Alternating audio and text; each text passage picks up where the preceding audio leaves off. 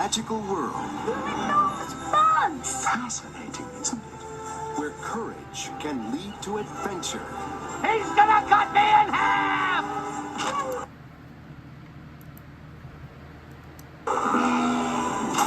Let's get out of here! And hope is the path to a place called home. We have made it! What a wonderful song!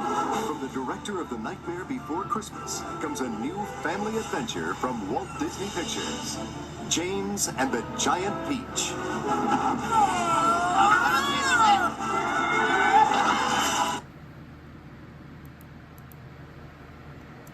I guess, for me, seeing what you perceive as real objects coming to life is still really impressive.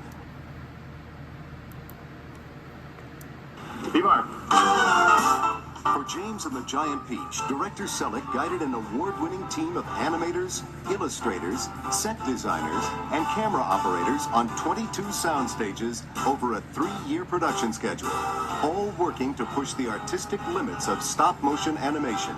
They're puppets. They're repositionable, and they just stay in the pose you put them in until you put them in another one. When we shoot 24 frames, we get 1 second of footage. So in each frame, we take the puppet and make a small movement, take the frame, move it again, take the frame, and once you've done that 24 times, you have 1 second of film. But it's not just a process where you just move one thing. Sometimes you have multiple characters, and with each character, there's multiple joints, so there's a lot of things to keep track of.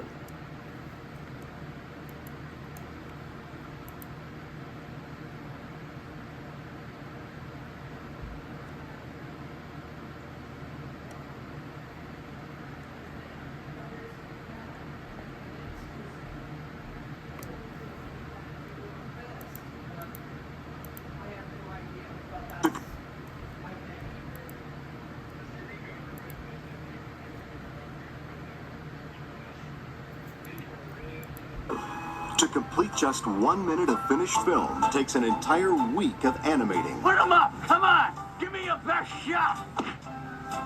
Oh, good shot! And to heighten the fantasy of stop motion, Selleck decided to include live-action film as well. Action!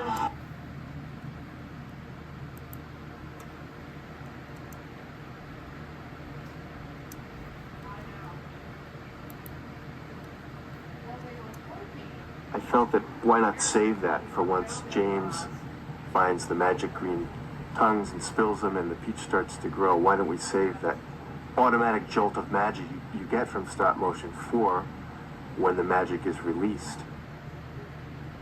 For me, it was best personified by sticking to the stop motion for the miracle world, then mixing it at the end.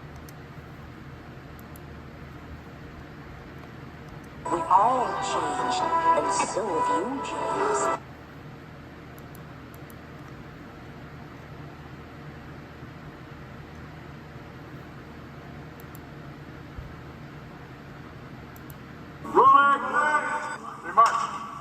Action! How dare you speak to us like that? Hey, you old biddies! Giant bugs!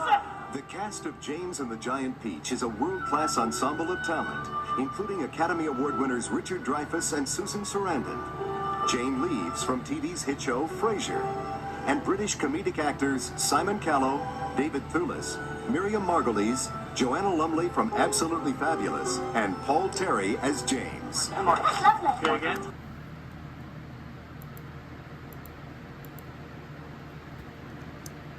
I was at lunch and they just called me away and said, look at this, and I go, oh my gosh, is that meant to be me? Oh my. Everybody says it looks like me, but I don't think so.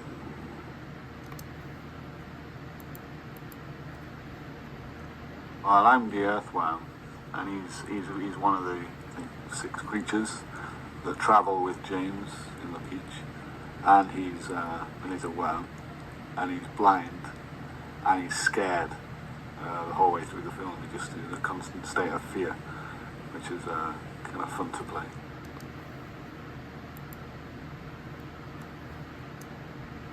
instead of everybody having ideas to get past all these monsters and tasks, he always has the idea, and he always tells everybody what to do.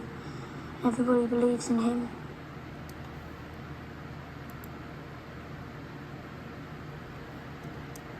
Together, they breathe life into the story of a young boy's fantastic adventures with some unusual friends aboard a magic giant peach. We are in the middle of the, how do you say, the big puddle.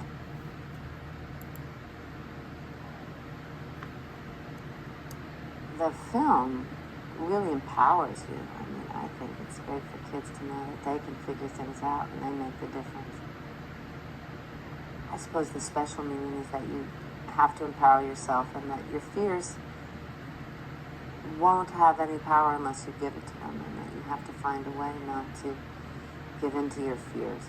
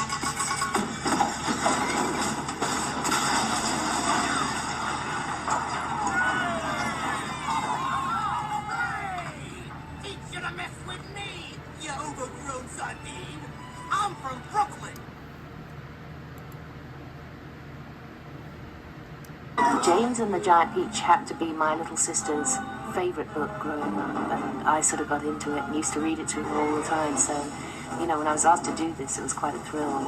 Shake your floppy tail feathers!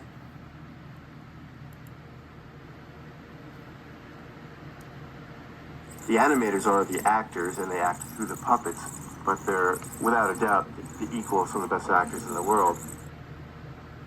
It's easier to direct live actors in sets, in costume, with props, than it is by themselves. A lot of the voice work we do is we can't get everyone together except occasionally.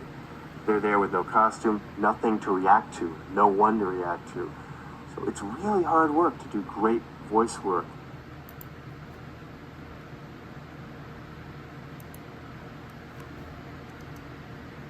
Miss Spider is very mysterious and kind of a loner. Nobody likes her, everyone's afraid of her, but she understands that. She's very philosophical about it. She has a little bit of a hate-love thing going with the centipede, and she's really the one that has a previous relationship with James, which you find out later, and she's the one that I think takes his part the most often and reminds people that if it weren't for James, they wouldn't have be where they are, and she mothers him a little bit.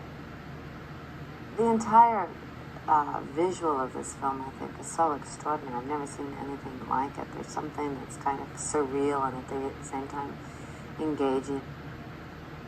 And I love Randy Newman's music. I mean, even the things that he's done before this, he has that kind of sad center and very ironic twists to everything, so I love the music.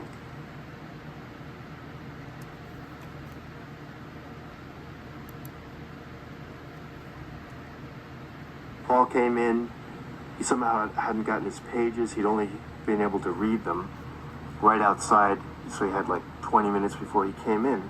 He just knocked me over with how fresh and real he was in his reading of the pages from the script. We wanted the spider to be sort of cool and aloof, let the others be slightly afraid of her. After all, you know, if spiders catch anything in their webs, they'll eat it. We wanted some sexiness. We wanted a little rawness to the voice. Rawness meaning, just that it's got a little low end buzz. Susan has a beautiful voice. Can be humorous, can be sexy, can be anything you need it to be. So we made her Eastern European. We were running into trouble finding just the right person, and I happened to be a fan of the show Frasier. Jane Leeves, even though she's much, much younger than the character, I could close my eyes and sort of imagine, well, maybe she can bring it up. She just flew up here one day and pulled it off. Randy is someone who, mainly in years past, I listened to his pop music. It was very ironic, funny, very clever. It had this direct connection to sort of ragtime music. Even earlier, Stephen Foster. No one else in pop music was doing anything like that.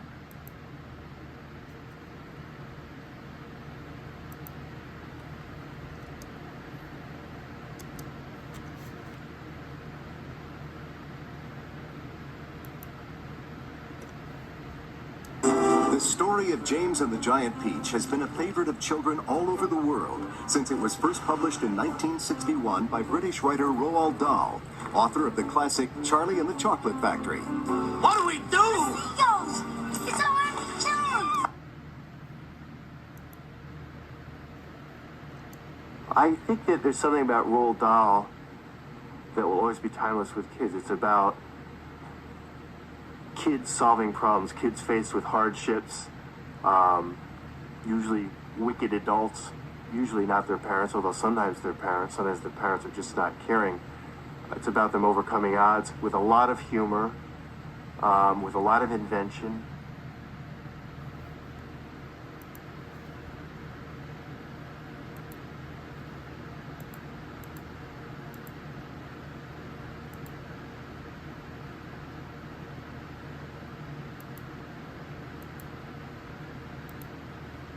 Invention. I got him! Seagulls away!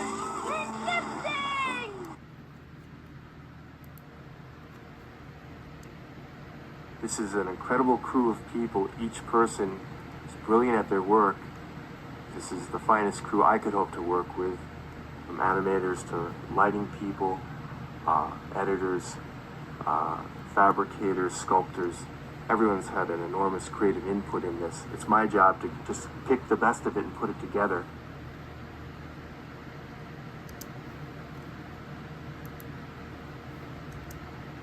We've been able to get the pool of talent here that is unlike anything else around. We got to do this type of work at the level that we do it is pretty amazing.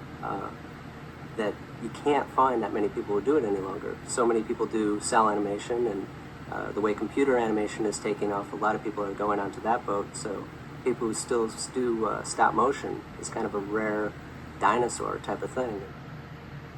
I'm not an actor where I can act it all out, but in my mind I could see it, and that's the fun, is you get to just sort of bring what's in your mind's eye through on the puppet and basically act it through the puppet. By doing it with stop motion, you just get that extra dimension to it that I think will really satisfy anybody who loves the book.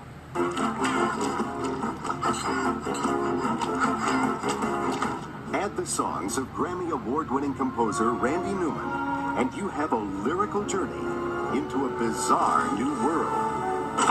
Holy shit!